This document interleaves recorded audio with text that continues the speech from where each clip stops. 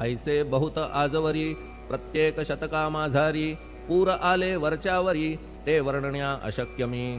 ह्या सांप्रतच्या शतकात संतरूप गोदे प्रत आपण पूर आलात साईनाथा निश्चये. म्हणून तुमच्या दिव्य चरण मी करीतो वंदन. महाराज माझ्या दुर्गुण पाहू नका किमपीही. मी हीन दीन अज्ञानी पातक्यांचा शिखामणी युक्त अवघ्या कुलक्षणांनी परी अभेर करू नका. लोहा अंगीचे दोष मनन आणि परीस गावीच्या लेंड्या ओहोळास गोदान लावी परतवुनी. माझ्या मधील अवघी घाण आपुल्या कृपा कटाक्षे करून करा करा वेगे हरण हीच विनंती दासाची.